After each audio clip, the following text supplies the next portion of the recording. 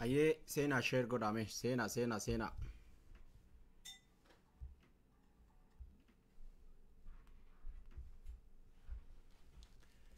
Sena daawwadhaa share godhaan hordofaa waan haarawaa tokko qabannee dhufnee jirra. Sagaleen kee hin dhagama yoo ta'e hin dhagama jedha waliif dabarsame. Aye, sena share godhame, sena.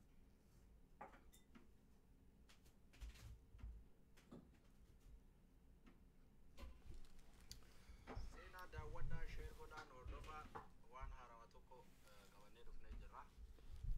Sagaleen kee hin dhagama yoo ta'e hin dhagama jedha waliif dabarsame. Hayyee ashamaa jirra jirtuu dhaggeeffattootaa fi hordoftoota maatii irree miidiyaa nageenyi keenya kan jaalalaa fi kan kabajaa bakkuma jirtanitti sana dhaqqabu. Ardhaa wama xiqqoo wayii haasa'uuf dhufe.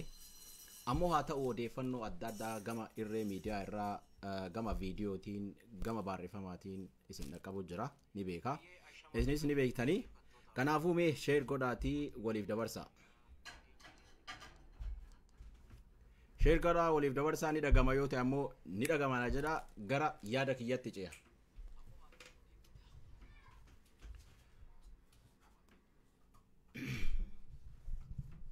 Share godhaa. Namni seentanii daawwachuu jirtan share godhaatii waliin gayaa waliif dabarsaan ammoo yaada kiyyatti fuufa.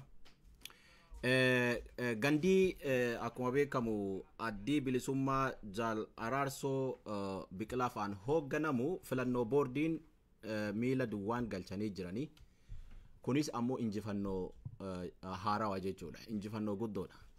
Kaleessas taanaan har'as akkuma hayyuu keenya Joohar Muhammad jedhanitti ka Oromoo gane ka qe'ee Oromoo cabsee ka qe'ee Oromoo tuffate eessatti illee hin milkaa'u.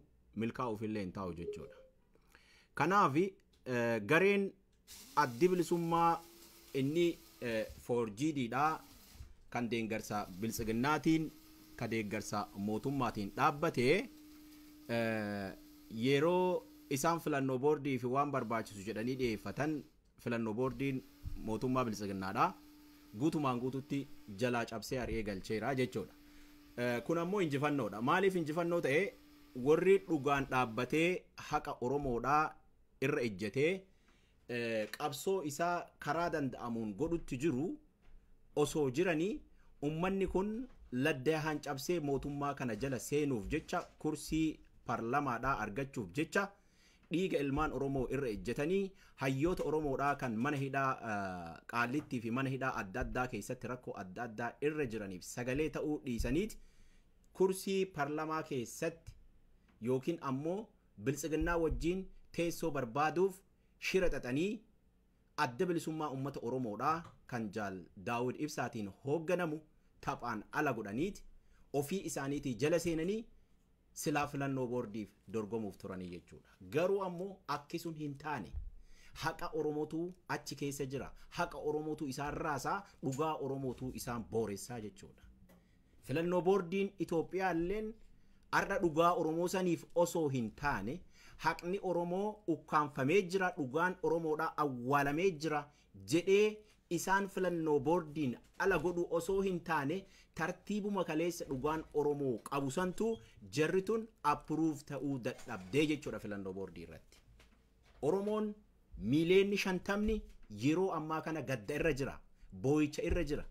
Qabsoo kaleessa godhee ilmaan isaa itti dhabeef deebiin isaa adda osoo hin deebi'in warri garee biltsiginnaa jala fiigee teessoo parlamaatiif hamoommutaa ture afaan banaa ture yeroo salphatanii arginu Oromoof injifannoo jalqabaati jechuudha.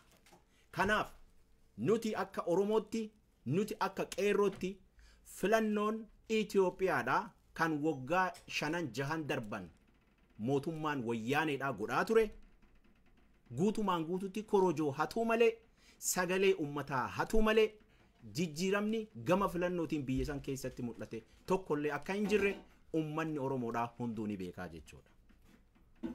Ummanni Oromoo ni beekaa jechuudha. Har'a filannoo boordiin marsaa 6ffaadhaa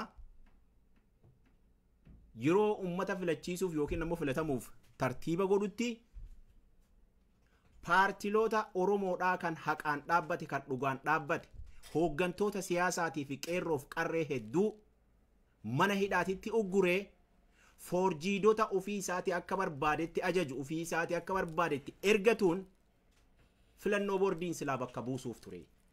Garuu ammoo haalli sun osoo hin ta'in yeroo hafu ammallee irra deebi'ee jedha injifannoo uummata Oromooti jechuudha. Injifannoo sabaati jechuudha. Kanaaf jala Araarsoo Biqilaadhaa dhugaadha waggaa 40 oliif qabsoo adda bilisummaa uummata Oromoo keessatti godhaa turan kan tilmaamamu miti.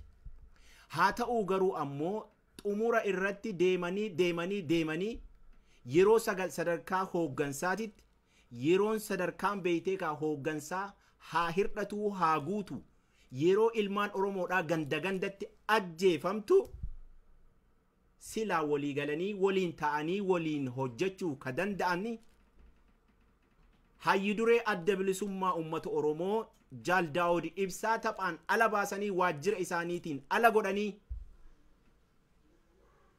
warra biltsiginnaan addaan baafattee addaan fooyattee kaayatte ka akka Jaal Araarsoo Biqilaa fa'aan waajjirri adda bilisummaa uummata Oromoo kan gullalleedha rasaasa mootummaatiin tikfamee korri sabaa taa'ee jechuudha. Kana keessaa Oromoon quba tokko wanni irraa qabu hin jiru wanni beekullee hin jiru jechuudha.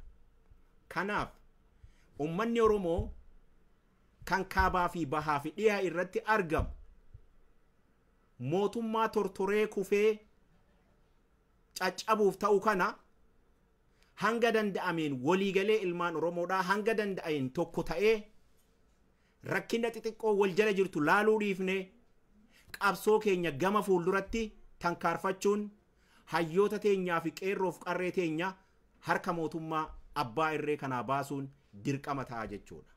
Anis gama irree miidiyaatiin arra sagantaa haasawaa xiqqoo tana wanniin qabadhee dhufeef dhimmuma warri adda bilisummaa uummata Oromoo ganee hooggantoota waggaa 40 ol wajjin turan gananii biltsiginnaa jala yaa'uuf turan yeroo isaan salphatanii deebi'an arguu kiyyatti gammadee gama irree miidiyaatiin ergaa kiyya dabarfachuuf dhufee jechuudha. Kanaaf namoonni daawwachuu jirtan sheer godhaa waliif dabarsaa sagantaa bifa hedduutiin sagantaa bifa midhaaguutiin karaa oduu adda addaatiin irreen miidiyaa kaleessas arras hojjechuu jira yeroo itti danda'ametti yeroo keenya hawaasa keenyaaf saba keenyaaf hanga danda'ameen hojjechuuf seennaa jechuudha. Hojjechuuf dhumnaa jechuudha. Isin yeroo nu argitan sheer godhaatii waliif dabarsa.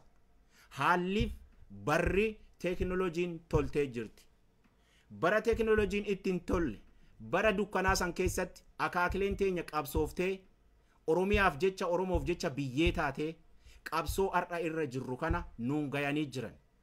Nuti qeerroo fi qarreen waggaa 6-7 darban obboleewwan teenya hedduu kan qabsoo kanatti dhabne har'a akka tasaa ta'ee deebifamee ilmi Oromoo ajjeefamuu jiraa jechuudha qe'ee isaa keessatti. Kanaaf filannoo Itoophiyaadhaa kan waggoottan hedduuf godhamaa ture marsaa 3-4-5 ni beekna. Umurii keenya arginee jirra. Ihaadigi yeroo filannoof ummata keenya olii gadi burjaajessu argu turre. Keessas turre. Filannoo godhamisan keessaa garuu ummanni Oromoo milkaawee ka isaaf ta'u ka isaaf dubbatu ka isaaf dhaabbatu mana maree bakka ummataa kaayachuu hin dandeenye jechuudha warroota ergamuuf abbootii garaa warra garaa yoo ta'e malee. Kanaaf Oromoon hanga danda'een amma wanni godhu kan diiyaasporaalleen ka biyya keessa jirullee filannoo boordii Itoophiyaa keessatti amma warri ummata biltsiginnaa odeessu kana dhiifne ummanni Oromoo ka qabu hidhatee hidhachiisee addi bilisummaa qeerroo ta'ee jira. Qeerrootu adda bilisummaati amma. Haasa'u achi qabaaf as qabaa kanneen wanni irraa daddabsinuuf hin jiru. Kaleessa qeerroon harka duwwaa qabsooftee aarsaa barbaachisu kaffaltee as geetteetti. Har'a garuu qeerroon harka duwwaa mootummaa kanaa wajjin qabsooftee lubbuu ishee aarsaan gootu. Aarsaan ni godhama yoo ta'e aarsaa barbaachisu kaffalchiisaa ilmaan Oromoodhaa Oromoon Oromiyaan akka bilisa baatu qeerroo kaleessa harka duwwaa qabsaawaa turte hidhachiisuun adda bilisummaan ummata Oromoodhaa guutuu Oromiyaa keessatti akka hojjetu yaada jedhuuf jechuudha. Wanni an amma asirratti dhufeef. Kanaaf injifannoon ka ilmaan Oromoodhaa akkuma kaleessa dhugaarra dhaabbannee haqarra dhaabbannee injifanne har'as ammoo akka injifannu beeknee tokko taaneet adda bilisummaa ummata Oromoodhaa deeggaruu qeerroo deeggaruu hawaasa keenya bakka itti miidhametti deeggaruu bira dhaabbachuun dirqama keenya hundaa ta'aa jechuudha. Kanaaf nama dubbii isinitti hin baay'isu wanni an beeytanii ka amma seeneef guddoon gandi biltsiginnaan ijaaramtee adda bilisummaa ummata Oromoo irraa kuttee filannoo boordiif dhiyeessutti turan guutumaan guututti harkaa faca'ee kopheen osoo hin taane miilaan yaatee gara gandaa galtee jirti jechuudha. Ummanni kun waa lama salphate. Tokkoffaa ummata Oromoo ni dhabe. Lammaffaa qabsoo Oromoos ni dhabe. Armaan booda qabsoo Oromoo keessatti qaamonni akkanaa kunniin ni amanamuu jechuudha. Hin amanamanii jechuudha. Ammoo wanni ta'uu qabu dhugaan mooyattee dharri caccabdee somni caccabee hayyoonni teenya hanga mana hidhaa keessaa baatee Oromoo fi Oromiyaan bilisummaa argattee hanga gadi dhaabbannutti ilmi Oromoodhaa ni qabsaawaa ilmi Oromoodhaa ni hojjetaa jechuudha xiqqaa guddaan. Kanaafuu xiqqaaf guddaan keenya hojjechuun dirqamaa jechuudha. Warri garaaf bitamee har'a biltsiginnaa jala jiru hundinuu yeroon booda akkuma kaleessa qabsoon qeerroodhaa TPLF cabsitee warroota waggaa 27 guutuu ergamaa ture dirqamaan funyaan qabnee lugaamatti goonee gara hawaasatti deebisnee biltsiginnaan hadha ummata Oromoodhaa gad deebitee ummata Oromoo cabsituun guyyaa boru ammoo hawaasa dabalamtutu jira jechuudha. Kanniin illeen of keessaa eeggachuu qabna nuti. Kanalleen beekachuu qabna jechuudha nuti.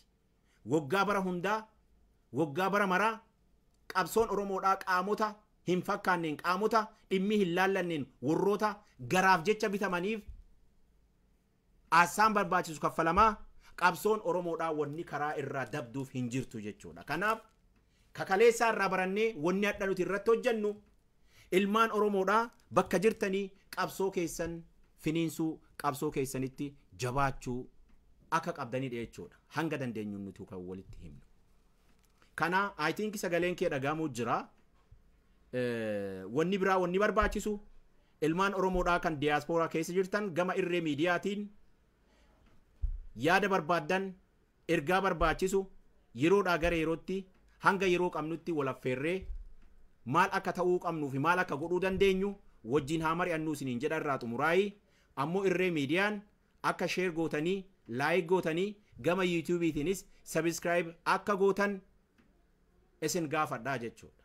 Kanaafi warri cubbuun deemu warri dharaan deemu salphatee jira. Ka Oromoo salphisuuf deemu ka Oromoo xiqqeessuuf deemu yoomillee ni salphata waan ta'eef qabsoon teenya gara fuulduratti ni kaati jechuudha.